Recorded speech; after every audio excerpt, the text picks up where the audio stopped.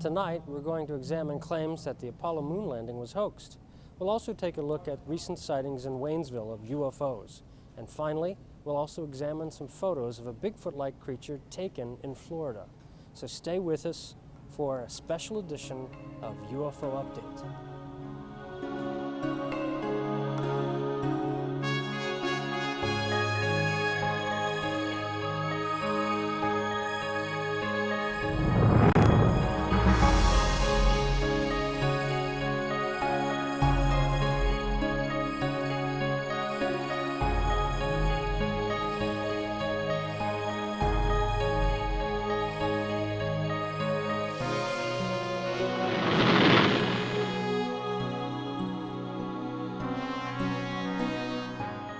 This special edition of UFO Update is something of a change of pace for us. We're being taped at the Milford Showcase Cinemas, one of the most beautiful multiplexes in the tri-state area, in conjunction with the first run showing of the science fiction comedy thriller Evolution. Any ideas? Little ones. Snag one. Snag one? Yeah, snag one and put... With me tonight to examine the Apollo moon landing hoax claims, to review the Waynesville UFO sightings, and to analyze alleged photos of a Bigfoot-like creature in Florida are Kenny Young, local UFO investigator and researcher, and Ron Schaffner, who looks into claims of strange animals in weird places. Shortly after the tremendous feat of landing a man on the moon, rumors began to circulate that, in fact, it was a hoax, that Neil Armstrong and Buzz Aldrin did not walk on the surface of the moon. These rumors later inspired a movie, Capricorn 1, which saw moderate success. For a while, the rumors subsided, but recently they've been revived by a Fox network documentary. We are now going to examine some of the claims that the moon landing was a hoax. It was July 16, 1969, that the Apollo 11 took off from Cape Canaveral, Florida, on its journey to the moon. But did we really go to the moon? Let's take a closer look at some of the facts.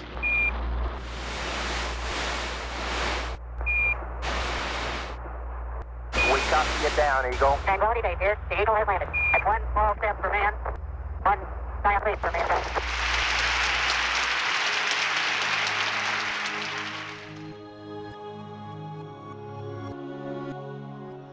With the launching of the Explorer 1 satellite in 1958, two belts of lethal radiation, situated between 1,000 and 25,000 miles above the Earth's surface, were discovered by a team of researchers led by Professor James Van Allen.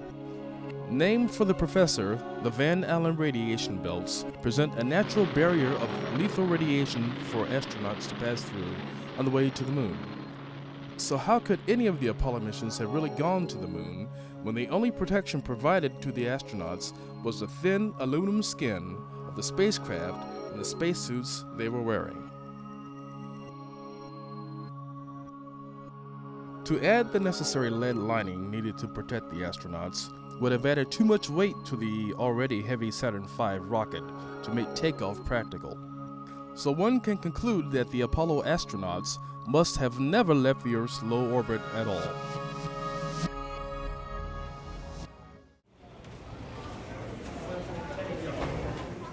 The problem here is that the Van Allen belts are not radiation belts at all. They're actually magnetic zones that capture charged particles of solar wind. In essence, when a solar flare is emitted from the sun, these charged particles are then captured by the Earth's magnetic field. The amount of danger that this poses is minimal in effect and depends on the duration that a space traveler spends through those belts. The Apollo astronauts got through them in less than an hour and received minimal radiation from those charged particles. Again, the astronauts were in very little danger. The metal walls of their spacecraft, as thin as they were sufficient to protect them from any sort of lethal dose of radiation or electrically charged particles. Now, let's look at another claim that the Apollo moon landing was a hoax.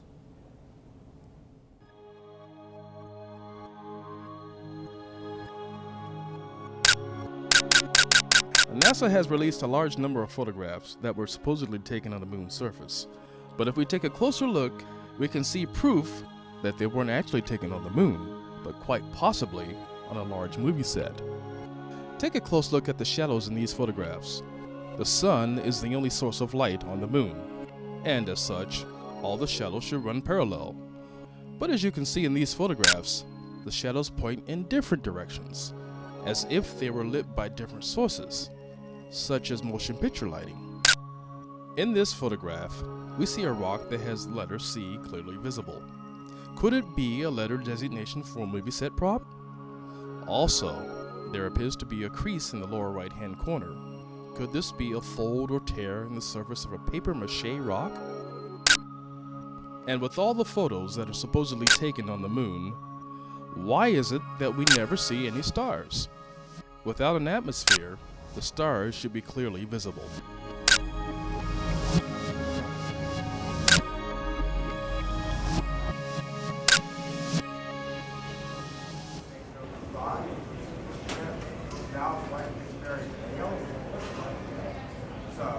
While the claims that the shadows are all wrong for anybody landing on the moon, I think we can probably address those problems with some simple explanations. As you can see, this is a photo taken on the moon, and it seems quite evident that the shadows are all moving in the wrong directions, that they're somehow being lit by more than one light source. However, back here on Earth, we can see that the very same thing can happen in broad daylight. Here, again, we see a shadow that is not running parallel with another shadow of an object in the same picture. You make the judgment. To further illustrate how this can work, we again have one light source, three simple geometric objects, and notice that the shadows do not run parallel and even imply intersection at some points. Additionally, if these pictures were lit by two sources, we should expect to see a secondary shadow from the second light source. We see nothing like that in these photos from the moon. This is what it should look like. It is also claimed that a letter C can be seen on a rock photographed by the Apollo astronauts. The C is supposed to be some sort of designation of the set piece so that it can be put back on the shelf when they're done shooting the scene. This was described as being some sort of wrinkle in the fabric that it's made of. Unfortunately, an expanded view of this indicates that this is simply the shadow from an instrument planted nearby. Further investigation also indicates that the C is not part of the original image brought back from the moon, and in fact may simply be a processing flaw, perhaps even a hair or eyelash that had fallen on the frame when it was being developed. It has also been noted that no stars ever appear in any photographs taken from the moon. This is supposed to be evidence of a hoax. But as any photographer can tell you, a camera has to be set to compensate for the brightness of the sun and the lunar surface. Objects as dim as stars will not be detected. In fact, Neil Armstrong has admitted that on the surface of the moon, they could not see stars without the help of special optics. When you looked up at the sky, could you actually see the stars and the solar corona in spite of the glare? We were never able to see stars from the lunar surface or on the daylight side of the moon by eye without looking through the optics. I don't recall during the period of time that we were photographing the solar corona what stars we could see. Now let's look at some further claims that the moon landing was hoaxed.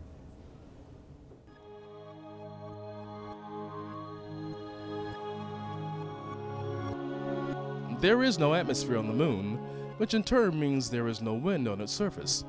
Yet you can clearly see that the flag is being blown around.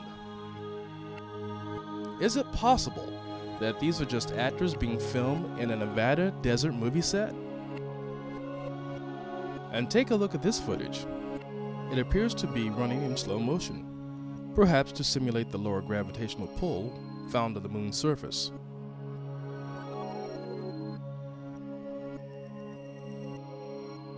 If we were to double the speed of the film, we find the motion looks amazingly like it would appear on the Earth. Could NASA have just shot some slow motion film on that same Nevada desert? Although the preceding film seemed to show the flag fluttering in the lunar breeze, we happen to know that there is no atmosphere on the moon. And in fact, the reason the flag seemed to flutter was because the astronaut was trying to secure it into the lunar surface. At no time is there any video of the flag fluttering in the breeze when it is not in the hands of an astronaut. Although some have contended that still photos from the surface do show the flag caught in the process of fluttering. However, this too can be illustrated as a misperception. Here we have at least 3 shots of the flag planted by the Apollo 11 astronauts,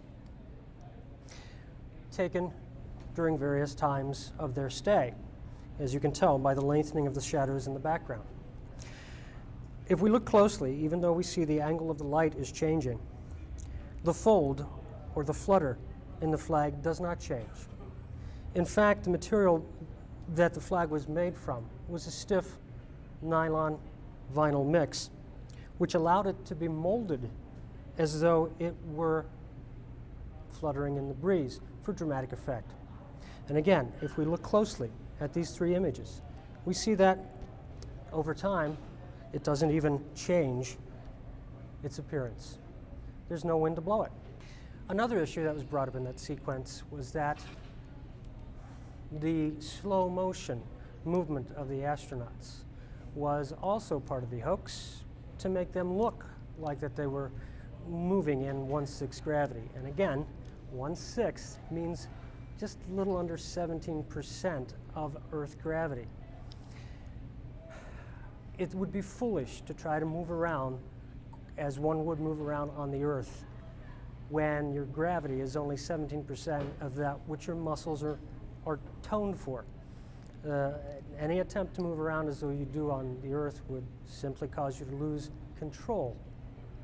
There's no way to control the gravity of the moon, so you have to control your body, and that means you have to move more slowly.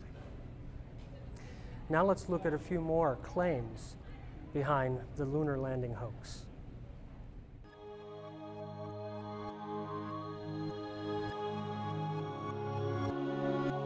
Here we see an image of the Earth, apparently taken from a distance halfway to the moon.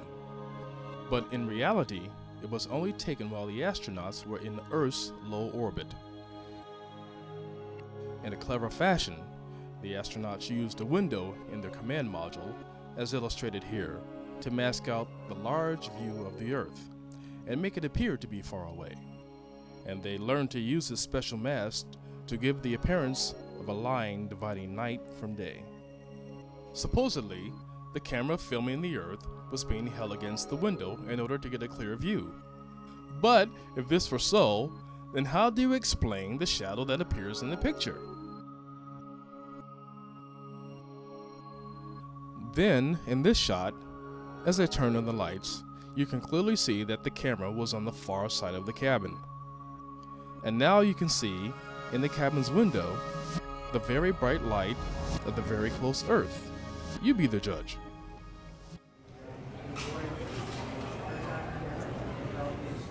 The essential claim here is that the astronauts never left Earth orbit. And in order to make the Earth look small enough to have been photographed from near the moon, they photographed the Earth through a circular hatch door window. But as you can see, the window they were supposed to be taking that photo through is not round at all. If you would like to pursue this mystery a bit further, go to the web, go to your favorite search engine, type in moon hoax, and you'll get more information than you could possibly imagine. I want to invite my colleagues here to comment on some of these issues as well. Kenny Young, a local UFO investigator, and Ron Schaffner, a local cryptozoologist. Kenny, do you have any responses to these issues? Well, the thing about this issue is there's always 2 sides to every story. Right. And that's what makes the moon hoax conspiracy theory fun, I think. because you will get people that will look at this data that you've refuted, and very soundly, I think. You've addressed a lot of these issues. But they will have a counter argument for that. Right. And recently we had a Fox television special that addressed a lot of these theories, and I did catch that on tape. I didn't see the show, but they could have done a better job in my view. A lot of it was dramatized, and they had some good points. It made me wonder, not to the point of believing their viewpoint, but it was compelling. And so this sort of discussion has a degree of entertainment value. But Sort of on the National Enquirer level? Well, you know, could it be real? I mean, we are so inclined in the subject of UFOs to believe that there are conspiracies taking place, that if this is a conspiracy, it's a good one. Ron, do you have any commentary that could add? I find it hard to believe that people will accept claims like this without checking it out themselves. But obviously, we're in a situation like that. I mean, as you pointed out, you found many pictures on NASA's website. A lot of the explanations they give can be easily refuted. And I just wonder if the people, citizens are more interested in having a mystery, because there's nothing like a good mystery. And when the real facts are put on, it just kind of dampers out the whole mystery. Right, and it's no longer fun. It's not, right, absolutely, it's no longer fun. Well, you know what? I guess this is a good case of illustrating why the best defense against being fooled is being informed. I again would like to remind moviegoers that they can come up to our open mic and address us with questions related to the UFO phenomenon or the lunar landing hoax or any issue that you think is anomalous enough to address us with. Kenny, in relation to this lunar hoax theory, I think you have brought some footage that allows us to understand a little bit how Neil Armstrong himself feels about UFOs. Well, Neil Armstrong, as we all know, is a very reclusive person. He very seldom gives public appearances. And he did, in fact, at one point, it was alleged, had some interest in the topic of UFOs. And he, at one point, sought access to the files of Leonard Stringfield. So we have a clip on that, and I believe very shortly we're going to be able to roll that clip. Noted UFO researcher Leonard Stringfield had interviewed dozens of informants. He respected their confidentiality, and they told of a massive covert program dealing with UFO crash retrievals. He told me that he talked to between 500 and 600 people before he kind of stopped keeping track of it. People who had second and third hand stories about crash retrievals and about things seen at various military bases and various companies. These were people who would say, my father, who was in the military, told me this. My brother, who served in Vietnam, told me that. My uncle, who was in the military in World War II, came back with this story. Leonard didn't keep track of all that information. And I looked at him and I said, Len, do you realize what you really had? I said, yeah, they were second and third hand witnesses, and surely first hand witnesses are more important. But you had an intelligence bonanza there, because what is intelligence work when we think in the military sense? It's collecting little bits and pieces of data and trying to build a picture. I said, if you'd have collected, written down, and kept track of all that, perhaps even keeping track of the people that were telling you the story, you might have been able to develop a picture of what was going on. Stringfield's collection of anecdotal and eyewitness claims generated the interest of two prominent persons, astronomer J. Allen Hynek and astronaut Neil Armstrong. Both Allen Hynek and Neil Armstrong came to Len and had a deal. They said, give us the names of your first-hand informants. We'll put it in a lockbox in Armstrong's bank. And if something happens to you, we'll have access to it. Well, Len flat refused it. He said, I'm not giving those names and identities to anybody. And of course, the story is that Neil and Allen went away. The issue is here, though, if that story is true, and Len was a very honest man. I just don't believe he made that story up. What was Neil Armstrong doing? Armstrong has never ever said anything that I know of about UFOs, certainly in a positive way. At that time, Alan Hynek was well known in the public as having a very pro-UFO point of view. What were the two of those doing? Going to Len Stringfield and raising this issue. I went over to the Neil Armstrong Museum in Wapakoneta, walked in, asked for the director. As I recall, I don't remember his name, but a nice young man came down, introduced himself, and I said, "Do you know Neil Armstrong?" And he said, "Yes, I know him personally." He was also from Wapakoneta, and as you know, Neil Armstrong. So I told this fellow the story. I said, if you ever, when you see Armstrong next, and I gave him my card, I said, have him call me. I'd love to have this story confirmed. Of course, Neil Armstrong never called, but I've always had the thought that that story got back to Neil Armstrong, and he probably at some point shook his head and went, missed that one.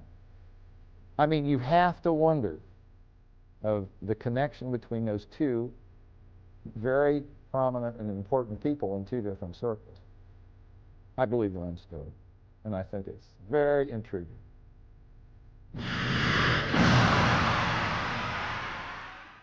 I want to thank Kenny Young for that interesting insight into Neil Armstrong's interest in UFOs. I'd also like to remind the moviegoers that they're invited to come over and ask questions about UFOs and related topics. Kenny, I believe you're involved right now in a current investigation into local UFO sightings. Could you give us some details on that? Well, a lot of times people are curious to learn what's going on recently in UFO sightings and what's going on locally in their area. Well, we have tonight on this program some information that's recent and it's local. And this involves UFO sightings that were reported in Warren County, Ohio. And this was in April of 2001. And we have a video clip on that, and maybe we can begin that video clip.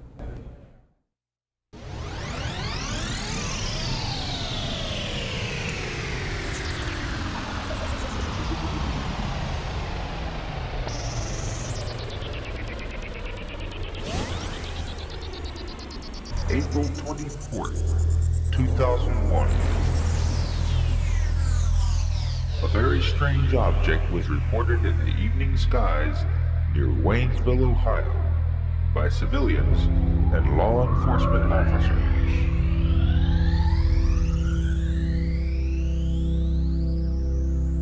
The Lebanon City Police Department was advised of a UFO seen near the 4600 block of Wilkerson Road on April 24th, 2001.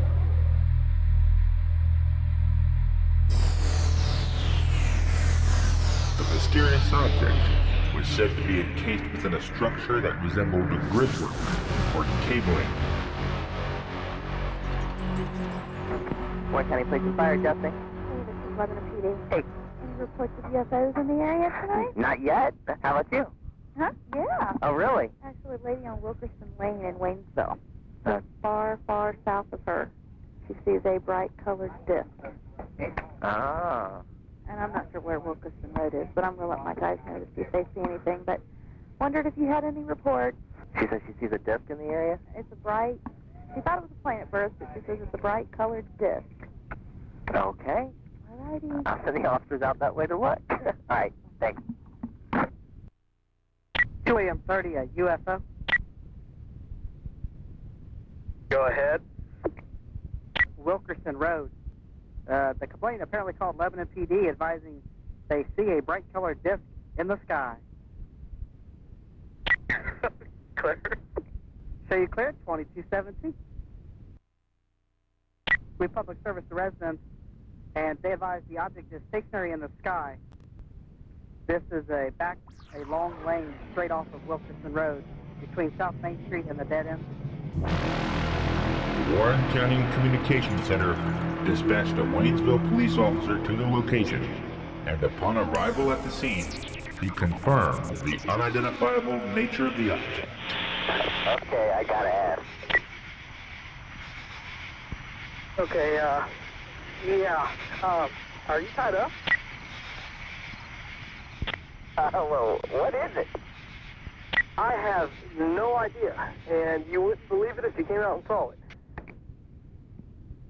There's two of them. Just sitting stationary and blinking. I mean, about 5 different colors. Back here on Wilkerson, all the way off of South Main Street. 9016. I'm not kidding. Go ahead. Okay, we're on the back side of that here in the lot because I couldn't stand it no more. Where's it at? Is it in the air? In the air, okay. He's got the owner of the house has some binoculars, and we're looking at these things, and it's I don't know what they are. They're high up. They look like I mean, they're up there with our binoculars, though. They're the ones that he's got here. You can see them pretty clearly. There's probably 5 different colors. There's 2 of them, and they've stayed in the exact same spot the whole time. They're not stars, I can tell you that. We have spotted what you're talking about. I have no idea what it is. You see that with your eyes, or you have to use binoculars to see it? I can see the flashing and everything with my eyes. You get the binoculars and you can really see it. I think I know what you're talking about. I'm going to see if I can see it from up here with binoculars. You wouldn't believe it. Looks like an orange, kind of a blue, a purple, and a red almost, or a green. It's got some pretty lights anyway. You see it now? Yeah, affirmative. Got a small pair of binoculars. I can definitely see the different colored lights anyway. Yeah, that's really, I mean, they told me, the residents said that they've never seen it before, so it's not like, you know, it's been there before. Okay, there's 2 of them, right? Yeah, the other one's just a little bit higher to the right of the one that's low, right above the tree line. I'm not going to call it. I'm not either. I'm not even going to go there, but I don't know what it is. I can get blue, green, red, and white lights, what we're seeing. That's what I'm seeing. But we're not really seeing anything.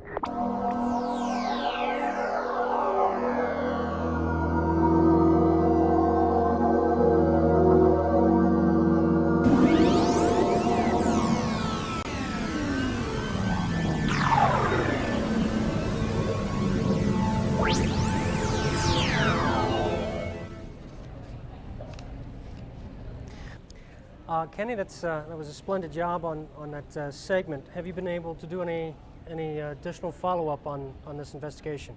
Well, what we did, Terry, was in addition to acquiring the 911 tapes, the police tapes that we heard, there were a lot more to those tapes that we only have an hour show. We can't play all of it. But we also did a field investigation. We surveyed the area. We took some photographs and eyewitness interviews. We interviewed the primary witness in the case, and also got the police logs from the Ohio State Patrol. And the police logs, one thing that struck us as very outstanding was that there was a 3rd UFO sighting that happened during the early morning hours of Thursday, I believe it was April 26th. And this is a case in which a motorist near Gentown, Ohio, claimed that she was pursued by a triangular-shaped object and reported this to the police. So is there a sort of a consistent character to the triangle shape throughout then? Well, to me, the thing that's consistent about this is a pattern of UFO sightings and a pattern of these sort of reports. For example, we had some sightings taking place in Illinois back in the year 2000 that were seemingly localized within a little bit of an area that happened over a period of days. And we also had cases there that were reported to police. The Waynesville area, we've had previous reports of triangular objects sighted in that area also back in '93. Okay, I think we have a question from a moviegoer. Hi, I'm Chris from Hyde Park. Hi, how you doing? Great show, guys.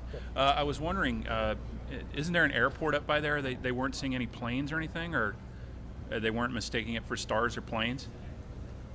Well, I don't think so. I don't think so. There is an airport there, the Waynesville Airport.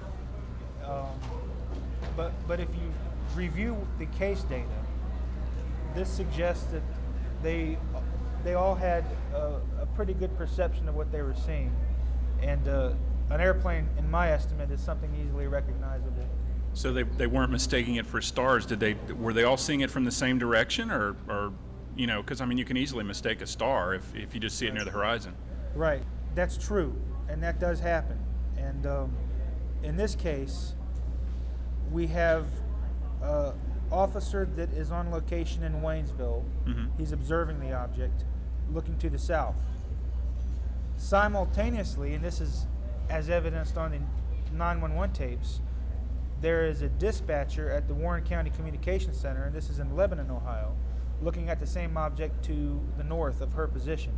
So then it wasn't a star. Then they were obviously seeing something in 3 dimensions. They were triangulating on it, I guess. In this case, what we're dealing with is, if it's a star, the people that are observing this are going to be looking in one direction to see the star.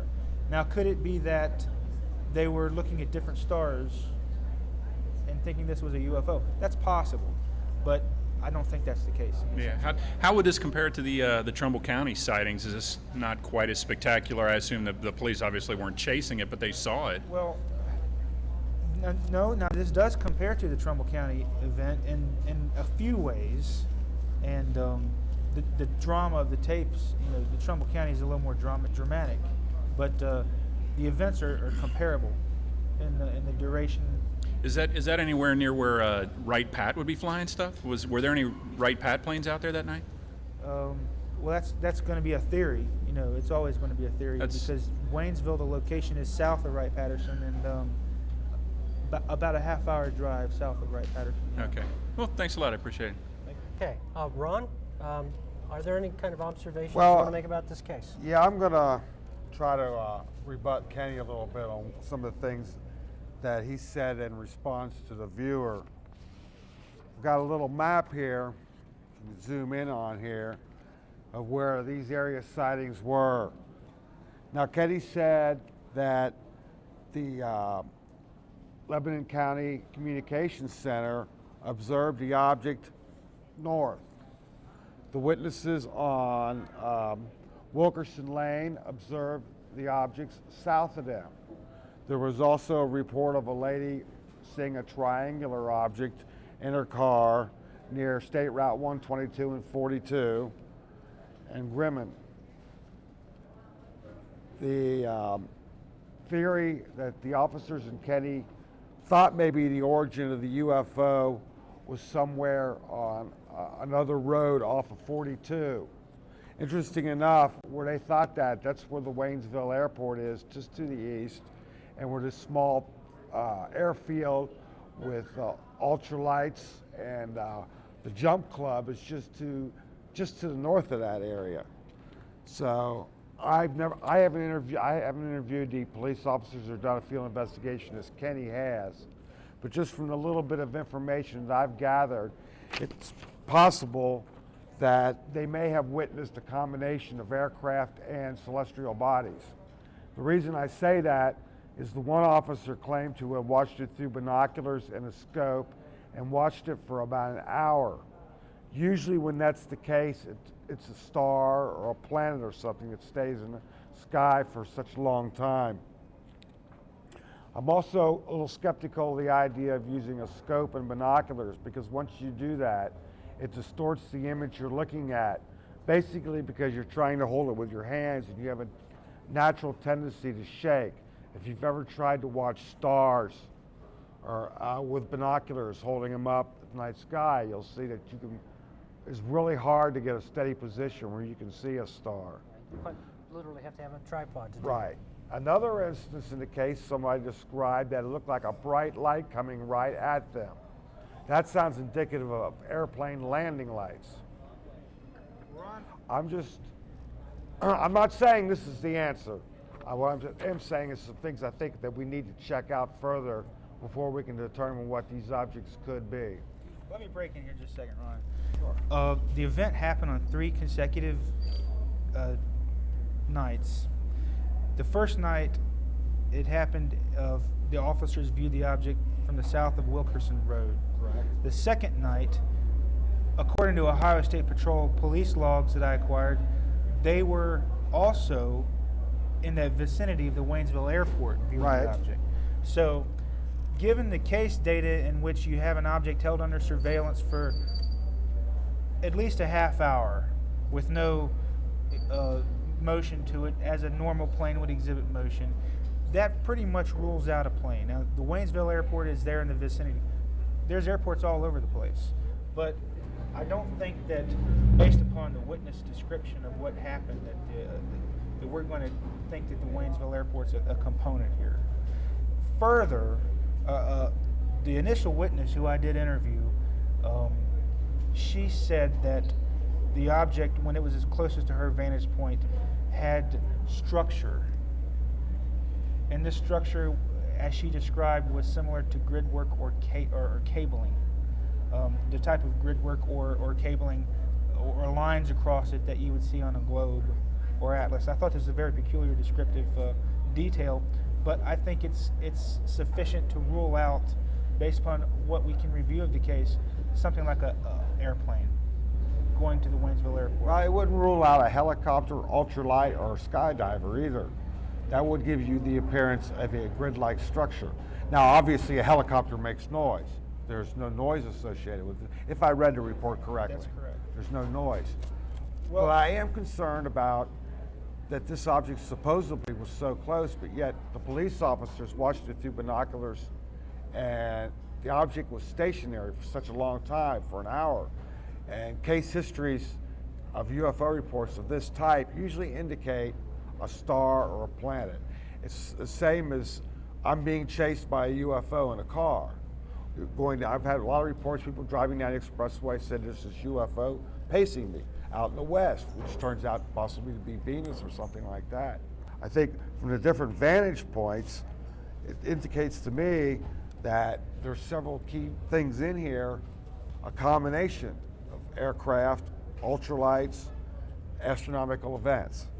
Now again, I'm not disputing the testimony of the witnesses. I mean, we're talking about law enforcement here. They saw something. There's no doubt about that. They're not making this up. They saw something that they cannot identify and can only perceive as a UFO. Now, law enforcement might be good ground observers, but like the rest of us, when it comes to observing sky, the human vision is very susceptible to tricks. And like you mentioned, maybe the one witness's eyelash might have got in her eye for just a split second, and this may have given an appearance of a grid-like structure. I'm not buying that. I'm not buying that for a second. And a lot of times I've heard when you have cases involving police officers, there's always going to be some debunker that'll come forward and will suggest that they're poor quality witnesses. And they also do that also when pilots come forward to report UFO. But the truth of the matter is they are. They're poor quality witnesses. I don't know. I don't think so, because police officers, and I say this quite a bit, they're trained observers. Their testimony is valid in court. Whether or not that they're, who is qualified to see a UFO? But what the fact is they're reporting a sighting of an object they can't identify. Do I think that there's misperception possibilities here? Sure. But I'm inclined more so to believe their testimony that perhaps there was something there based upon the case data, as I say. Occupation has no relevance. I don't care. I'm not saying a police officer is not a poor witness. I'm not saying a pilot is. It's a human thing.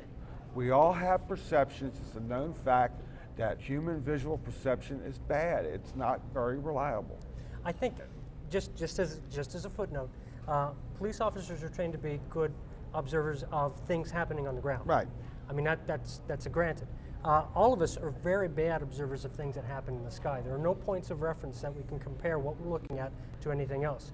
Absence of those points of reference causes us to overestimate the sizes of things, overestimate the speeds of things. It happens all the time. Now again, I don't think the police officers are incompetent in their roles as police officers and taking details of what's happening right in front of them in a physical setting.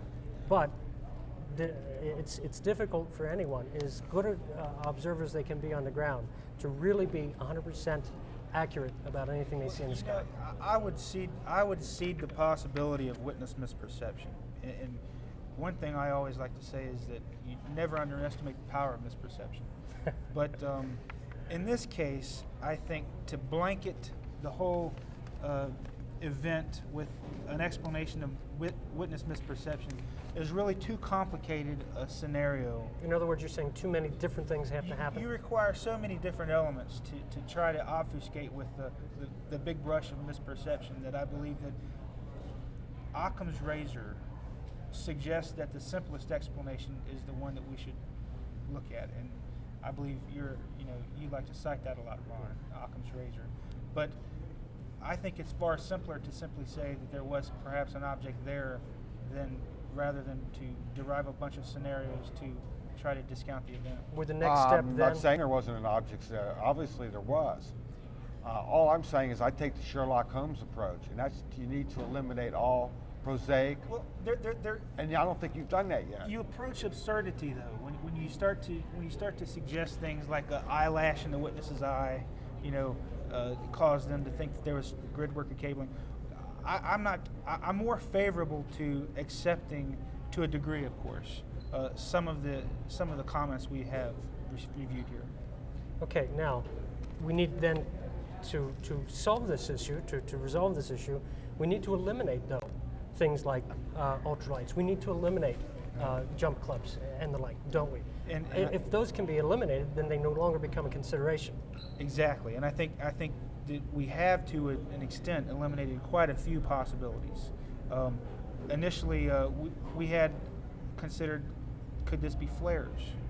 We've discounted that for a number of reasons. Flare deployments happen in Ohio a lot of times. Although, unless it was a sky jumper flare. Even that, I mean, how long does it take for a sky jumper to get from the sky to the ground? This thing was seen for almost a half hour. So I mean, we rule out a lot of things based upon just review of the case data. I say I didn't investigate this case. Kenny has asked me to look into it and give me some ideas where he could check out some natural explanations, and I come up with a few.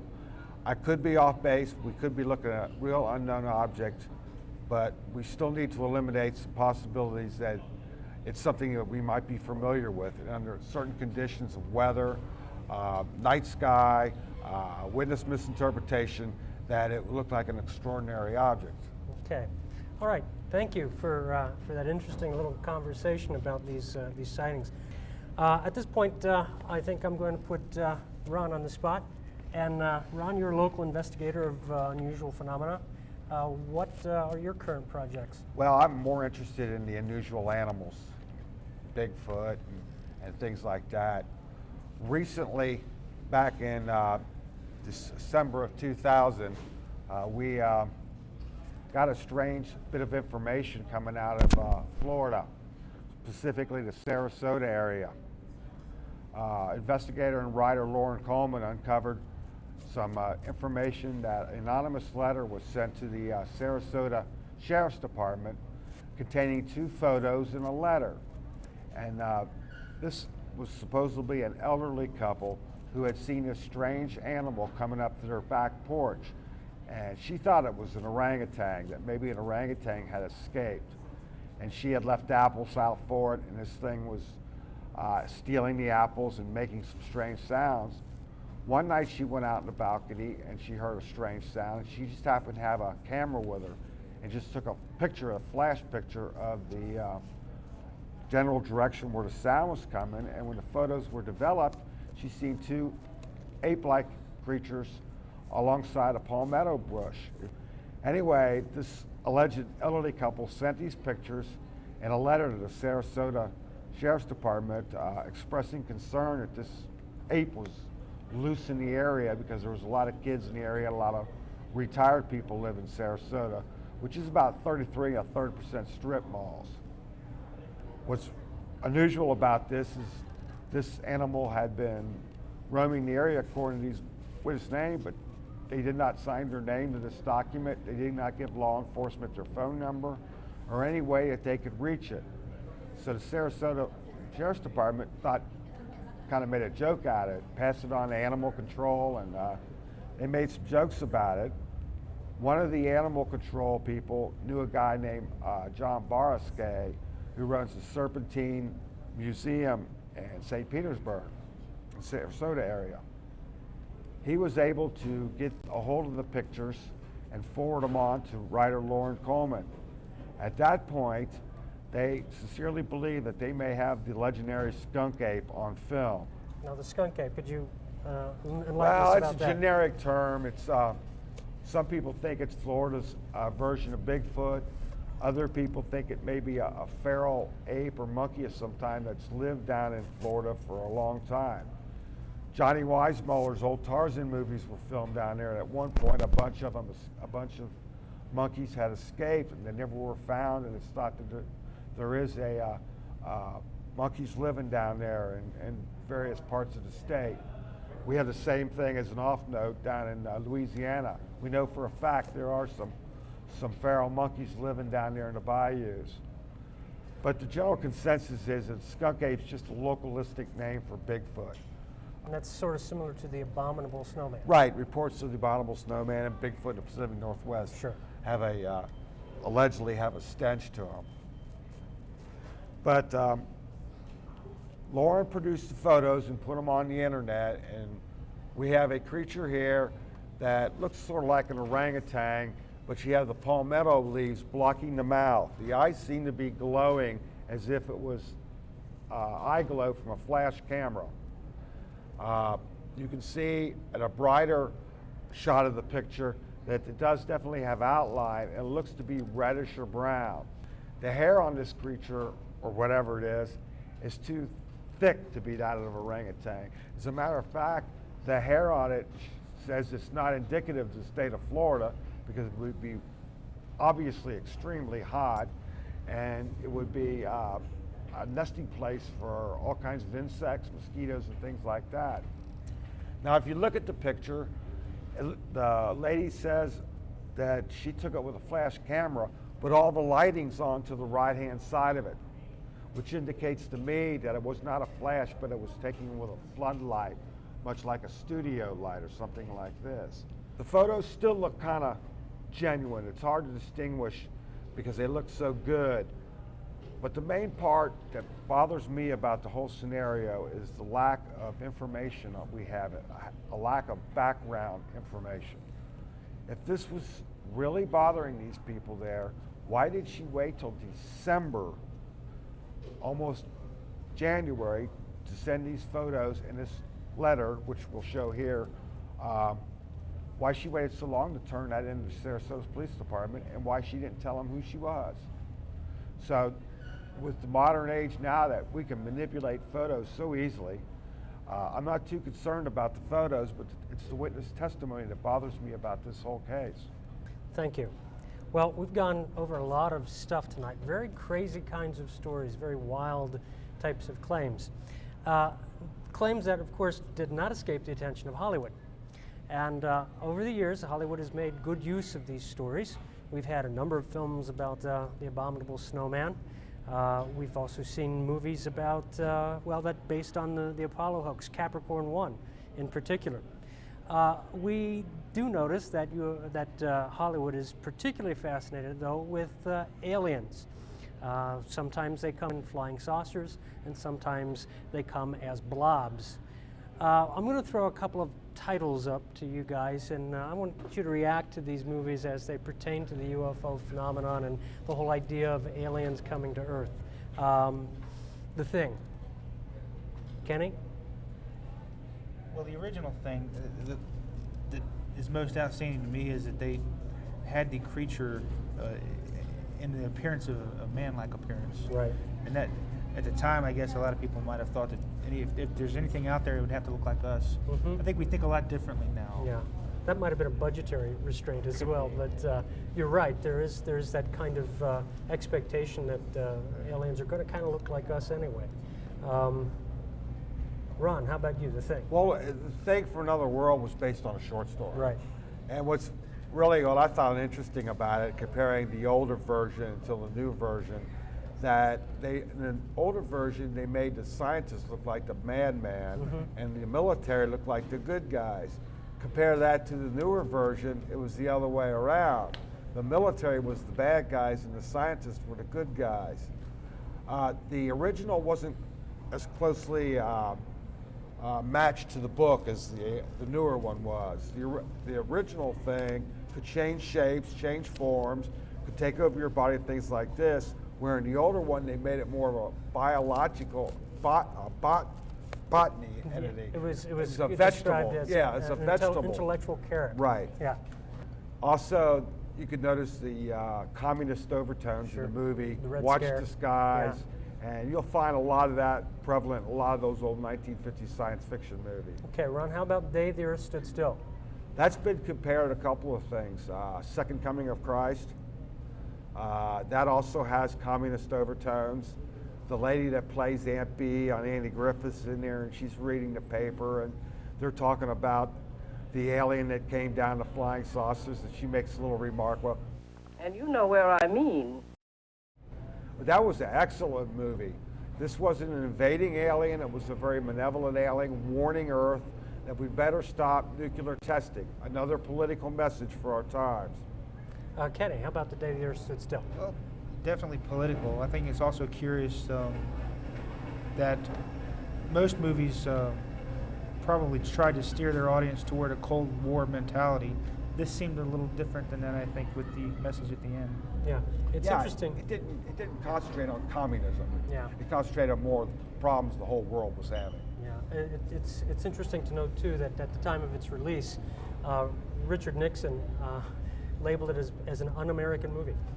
So if it, that sort of gives testimony to the fact that it did have a political punch. There's another good movie with ray guns, which I like a lot. War of the Worlds, things like that. War of the Worlds. Okay, Earth War of versus the the Worlds. flying saucers. Yes. Things get disintegrated. When I was a kid growing up in the theater, we used to love those scenes because the special effects, you see them now, and you very much do, but when you was a little kid in the 50s and 60s, and seeing that, you were really in awe. When the Apollo astronauts returned to Earth, and this is sort of along the same vein, as far as our fears being projected by Hollywood.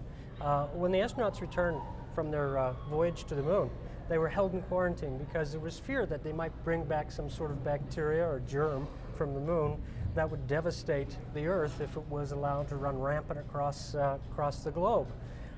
The same theme is what makes up the plot of the movie that's premiering tonight here at Milford Showcase, Evolution. It takes a rather tongue-in-cheek to almost slapstick view of what would happen if an organism survived a voyage through space and came plummeting to the surface of the Earth. This summer, they're coming Awesome! to wipe that silly smile off your planet. Big ones. Any ideas? Little ones. Snag one. Snag one? Yeah, snag one and put him in the bucket. I seen this movie. The black dude dies first. You snag it. Nasty ones. Get this thing out of It's gonna be okay, Harry. We might have to amputate. Whoa, Doc! Don't take the leg! It's hitting for his crotch. Dang it, take the leg! Is there some sort of alien attack happening here? And this kind of thing the government usually gets involved in. Shouldn't we tell them? Absolutely not. I know those people. David Duchovny, Orlando Jones, Sean William Scott, and Julianne Moore.